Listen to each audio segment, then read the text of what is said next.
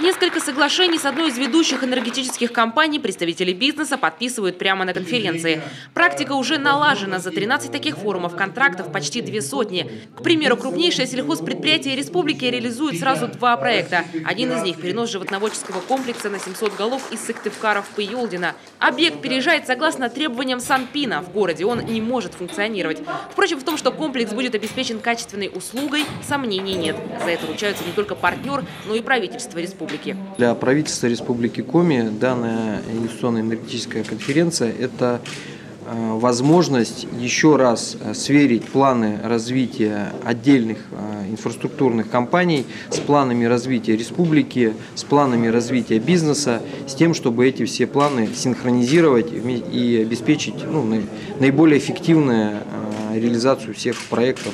Одна из болевых точек всех энергетических компаний техприсоединения наконец изменила свои сроки. Всего за год удалось сократить время подключения к электричеству в 2 раза. Со 180 дней до 90. Появилась прозрачность в расчете оплаты, а сам процесс стал проще и доступнее. Но и это не предел. Будем стараться и быстрее делать техприсоединение. Хочу отметить, что мы подписали такие соглашения, где эти сроки будем стараться сокращать еще на 10%. Но есть такая оговорка при наличии технической возможности. Услуга обеспечения энергией потребителей не терпит срывов и должна реализовываться всеми субъектами энергетического рынка Коми на 100%. Таково мнение руководителя профильного министерства. Любая остановка в энергетическом хозяйстве практически сразу становится достоянием не только населения, но средств массовой информации, которые при любом более длительном сбое выходят на уровень Российской Федерации, как это мы имели в свое время 2 года назад с Воркутой.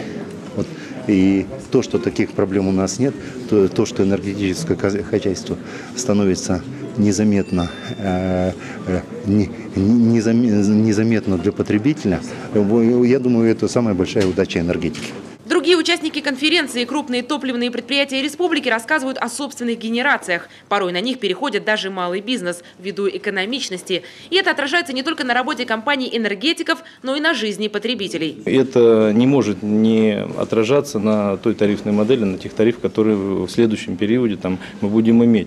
Поэтому развитие в сторону каких-то монополий, или больших крупных компаний, оно всегда затрагивает интересы и обычных людей, мелкого бизнеса, населения.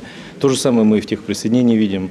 Все эти льготы, все эти вещи, которые связаны с ускорением, 150 киловатт, 550 рублей для 15 киловаттников, это же тоже бесследно не проходит. Мы тоже, по сути дела, перекладываем часть нагрузки финансовой.